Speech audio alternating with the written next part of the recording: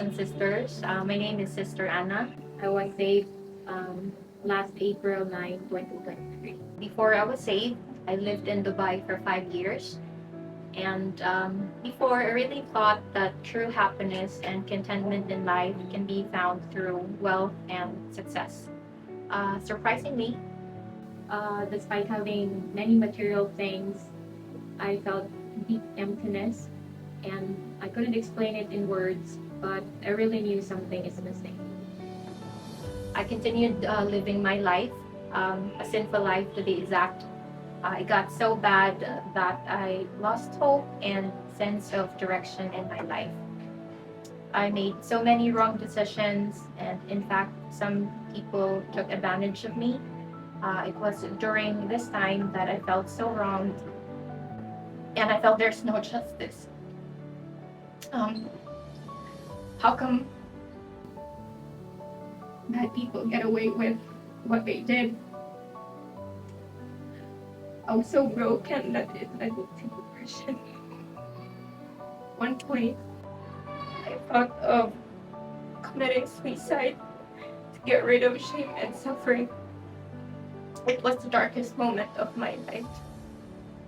But by God's grace, He protected me, and He did not allow me to end my life.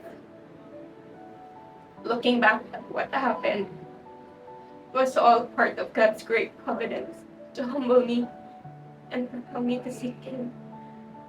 It was then I decided to come back to the Philippines.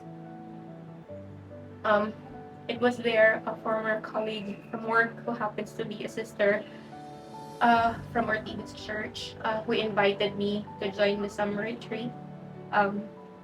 During session 4 of Bible seminar, I realized that I was a terrible sinner and I'm supposed to go to hell. I also understood that people are born sinners, explaining why there is wickedness in this world. Despite all the bad things that people did to me, I realized that I am not innocent and righteous myself in the eyes of God. I am no different from the people who hurt me. In session 5, I learned about what Jesus did for me. He was crucified because of my sins. His flesh was torn, and He shed His blood to redeem all my sins. So Jesus became my lamb, redeeming all my sins, past, present, and future sins, ensuring eternal redemption. It was Jesus' grace and mercy that saved me, not my own efforts.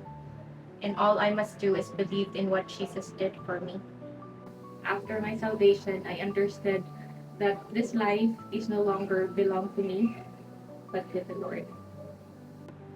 I began reaching out to family and friends to share the gospel, and even though I faced so many rejections, amazingly I found comfort from God through Bible reading, prayers, fellowship, and abiding in the church. By God's great love, one of my prayers was fulfilled when my family in Bukidnon was also saved. Despite the distance from Ortiga's church, Bukidnon is really far. It would take a plane to get there, and it's a one-day travel. This experience taught me that God is powerful and He can move mountains. Nothing is impossible for the Lord. Now my family and my neighbors in Bukidnon have fellowship, and I continue to pray for their spiritual growth. And I also pray that they can join for the upcoming summer retreat in Davao. I evangelized my colleague from previous work, and she was saved, and now she attends and abides in Ortiga's church. I also evangelized my elementary school classmate, and by God's grace, her entire family was saved, and now they attend in Manila Church. Additionally, I evangelized a friend who works in Kuwait, encouraging her to watch the recorded Sunday sermon and attend Far Places Fellowship. I also evangelized my brother, and I continued to pray for him that he can continue to abide in Ortiga's church. And most recently, I evangelized my friend in Cavite, and in God's grace, they were all saved and they now abide in Dasma Church. My most recent realization as a born-again Christian that people knows your name, but they will call you by your sin, and people will judge you. But God knows all your sin, but He will call you by your name. So just come as you are.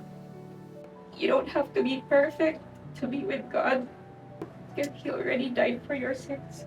Even you, we are not worthy. We are all sinners.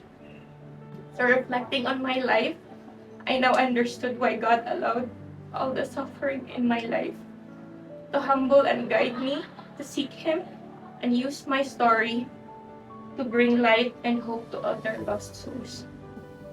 I was once lost, but now my shepherd found me, and I'm very happy.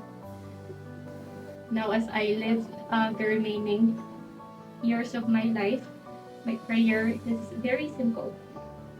Lord, please let your will be done. And I just ask for strength to endure whatever comes, knowing that if it's God's will, I know it's best for me. Whether it's victory or suffering, if God allows it, I will be okay. That's all. Thank you.